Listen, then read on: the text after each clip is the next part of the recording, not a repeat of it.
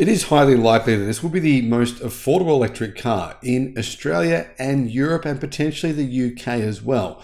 What excites me about this is not only will it be the cheapest EV, it won't be a compromise car. I mean, often when you get a small electric car, you think, oh, I'm compromising on this, not enough range, or the boot's really, really small, I can't carry much. Well, the thing is, this thing is both extremely affordable, extremely practical, and has plenty of range as well. I think it could potentially be one of the best-selling EVs in the world. I know that's sounding a little bit crazy, but when you actually have a look at the company behind this brand, you can see that this company is actually capable of producing potentially millions of cars. Hello, my friends. Welcome to the channel. I'm Sam Evans. You're watching the Electric Viking. Great to have you with us.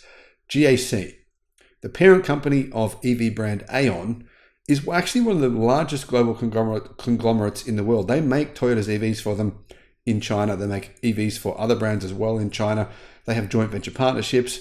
But last year they were manufacturing and selling around 50,000 EVs every single month. This year, their sales have slowed down dramatically. So they're planning on a global expansion. On the back of this new electric car, this will be the first EV that they bring globally to many markets around the world. This is their hatchback. And I think it looks good. I've got to say, I think it looks better than the MG4 and the BYD Dolphin or the Great Wall Motors Aura, and it's a direct rival to those cars. Clearly, it's a rival for those cars. It's priced at an even lower price than them in China. In fact, this is considered to be a Volkswagen ID3 rival. So the Aion brand are an electric car brand owned by the GAC parent group. And apparently the longest range version of this hatchback is going to have 600 kilometers of CLTC range. So that's about 500 kilometers of WLTP range. Pretty good. How big is it? Well, it's a very similar size to the MG4, 4,270 millimeters long and 1,850 millimeters wide. Curb weight, it's remarkably lightweight. It's one of the lightest EVs, maybe the lightest EV that's this big. It weighs only 1,510 kilograms, which is around 3,200 pounds. So it's actually remarkably light. Similar weight to something like a Volkswagen Golf. The Aion UT has one motor. It's front wheel drive, 100 kilowatt or 134 horsepower. Not a huge amount of power, but to be honest, it's a fairly light vehicle. So I think it's going to be enough.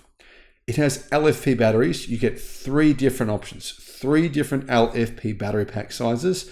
I believe the smallest battery is around a 40 kilowatt hour battery, the mid-size is around 50, and the largest is around a 60 kilowatt hour battery. It's priced in China at $13,800, $13,800, meaning a tiny bit cheaper than the BYD Dolphin.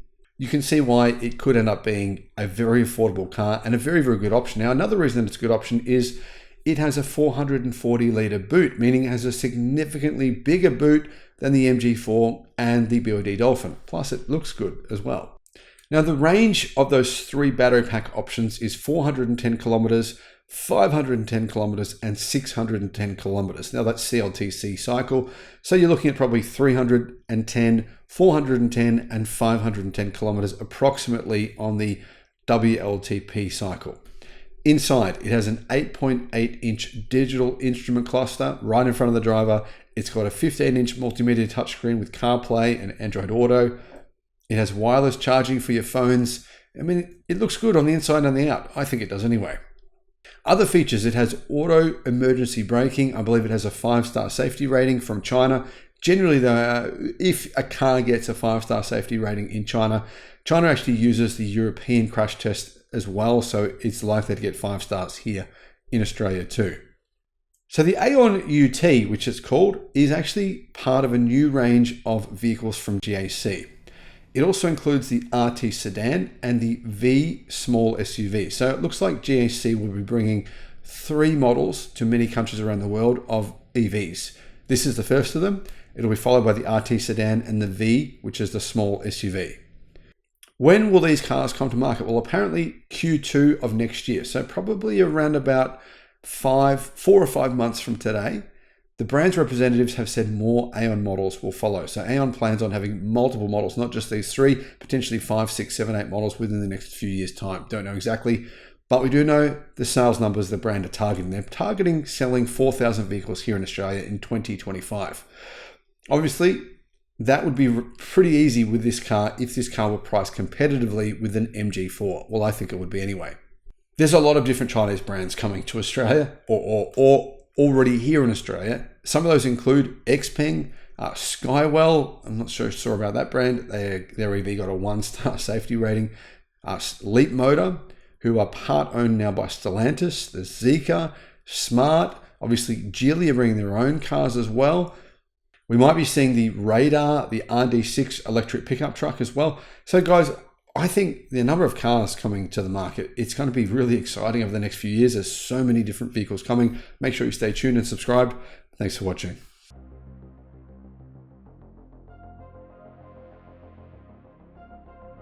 One of the biggest electric car brands in the world have revealed a new electric car with what they say is 13 new technologies that make it the most efficient electric SUV in history. In fact, they say it's the most efficient drivetrain in the history of electric cars. This may sound hyperbolic, but it actually is probably true. When you have a look at the technology from this car company and have a look at their sales, the combination of the two is truly staggering. I have been talking about this company for a long time now. No one else really has, but I don't know why, because they absolutely should be.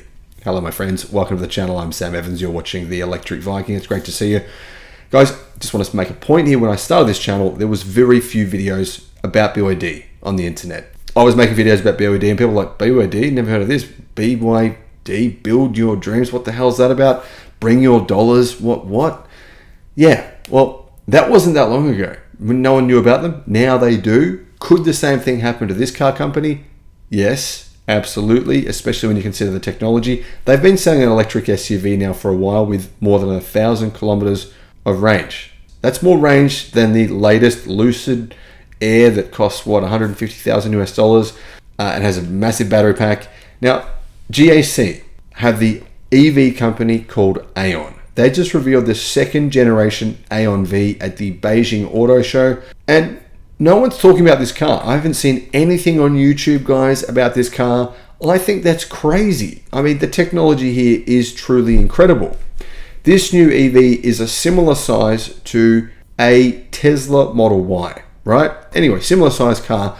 However, it has some very interesting features. For example, they've compared this car to the BMW X5. Now, this car is actually significantly smaller than the current BMW X5, but it has 20% more interior space because, well, EV. No, actually, that's not true. Yeah, EVs do have more space usually than internal combustion engine cars. Not always, usually they do. But in this case, this one has a lot more. The packaging is incredibly impressive.